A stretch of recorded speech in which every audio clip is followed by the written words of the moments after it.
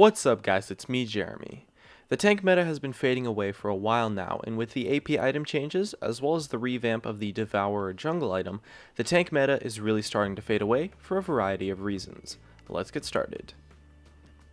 So the first reason as for why the tank meta is declining is that the powerful tank champions have been receiving steady nerfs. Many tanks had really strong kits that were loaded with crowd control and damage, and when the overpowered tanks got nerfed, tanks were put in a spot where their strength was based on the power of tank items alone being super strong. Now, tank items in general are quite powerful since they're cheap to build compared to offensive items, and the way that tank stats interact with a kit is quite powerful. The longer you can stay alive for in a fight, the more damage you can put out as a whole, since it's going to take a lot longer to kill you, so you have more time to deal damage, and thus you can end up putting out quite a bit of damage with just your base stats when you have a full tank build, simply because it will take so long to kill you in a fight. So in that sense, building tank does actually increase your damage, which makes the concept of a tank item extremely powerful.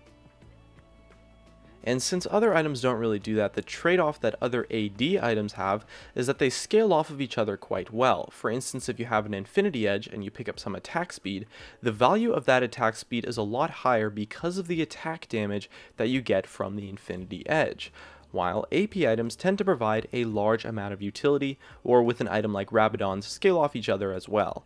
Meanwhile, tank items have diminishing returns on resistances, so although armor and magic resistance scale well with health items, buying something like 2 armor items makes the armor you get from the second item less valuable, since the damage reduction does have a diminishing return. And so with patch 5.13, the introduction of Devourer and the new AP items has done a lot to hurt the strength of tanks. Devourer is a crazy strong damage item right now, and results in a build that has a very high amount of sustained damage that is also mixed damage, and so it does a great job of melting tanks quite quickly, and reduces the strengths of their itemization options versus a Devourer jungler, due to the mixed damage aspect of increasing attack speed while also giving magic damage on hit. And so in a sense, this item does a great job of countering tanks, since powerful sustained damage is what is going to kill a tank the fastest, and it's exactly what the item brings to the table.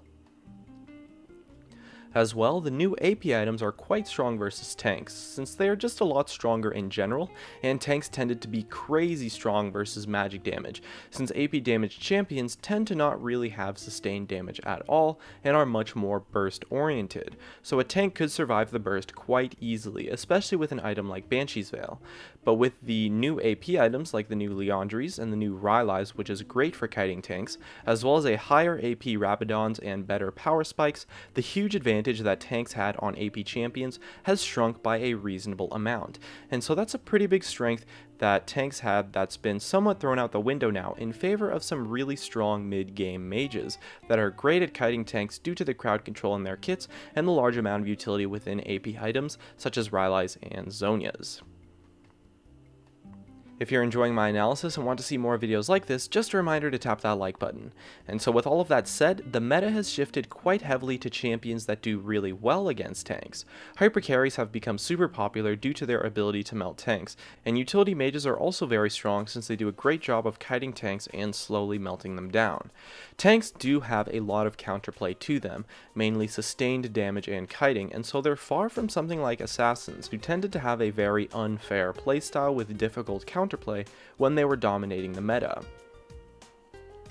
And so now we are experiencing a meta shift. It's hard to say where it will be headed next, but with Sated Devourer and the new AP items giving very strong power spikes, I think we will see a meta that is focused quite heavily around the mid game, since that is what I see as pretty strong right now on the most recent patch. In a mid game meta, it's power spikes and burst damage that shines through, as well as strong initiations, and so champions that fit that role should be able to have a strong showing. I don't know for sure, but that looks to be where it is headed, barring any major changes from Riot. And that just about wraps it up. If you enjoyed the video, make sure to